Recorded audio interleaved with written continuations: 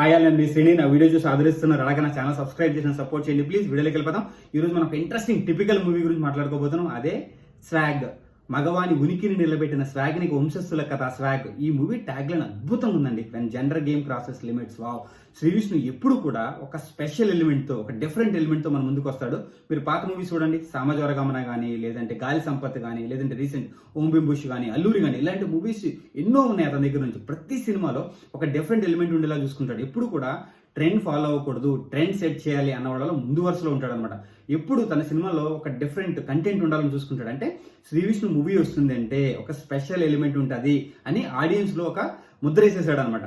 ఇప్పుడు కూడా అదే ముద్రతో వస్తున్నాడు, ఒక స్పెషల్ క్యారెక్టరైజేషన్ తో, జెండర్ వారితో మన ముందుకు వస్తున్నాడు. స్వాగ్నిక వంశస్థుల కథ. అబ్బా, నేను ఈరోజు ట్రైలర్ చూశానండి, పాత ట్రైలర్స్ కూడా చూశాను. ఇది థియరిటికల్ ట్రైలర్ అనమాట.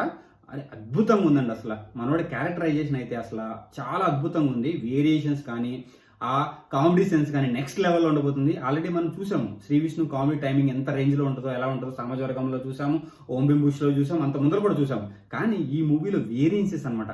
Different characterisations. అంటే దాంట్లో మనవాడు అలా ఉదిగిపోయాడు అనిపించింది. రెండు వంశాలు అంటే మగవాళ్ళ వంశం, ఆడవాళ్ళ వంశాల మధ్య జరిగే గొడవలో మనవాడు అంటే ఒక మగ వంశానికి ప్రాతినిధ్యం వహిస్తూ డిఫరెంట్ క్యారెక్టరైజేషన్ బిల్డ్ చేసి అబ్బా అద్భుతంగా పెర్ఫామ్ చేశాడు అనిపించిందండి. కానీ అతని కెరీర్లోని ఇది ఒక అద్భుతమైన మూవీ అవ్వబోతుంది అనిపిస్తుంది. ఎందుకంటే ఆ మూవీ ఒక అంటే డిఫరెంట్ మూవీ, డిఫరెంట్ కంటెంట్ అనమాట, డిఫరెంట్ ఎలిమెంట్.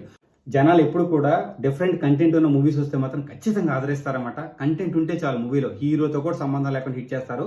సో ఈ మూవీ ఖచ్చితంగా మన వాడి కెరీర్లో ఒక మచ్చుతోని కాబోతుంది అనిపిస్తుంది. ఎందుకంటే క్యారెక్టరైజేషన్ కానీ, ఆ మూవీ బిల్డింగ్ కానీ నాకు భలే అనిపించింది ట్రైలర్ దగ్గర నుంచి. చూద్దాం మూవీ ఎలా ఉండబోతుంది అనేది. Srini signing off. Thank you, bye.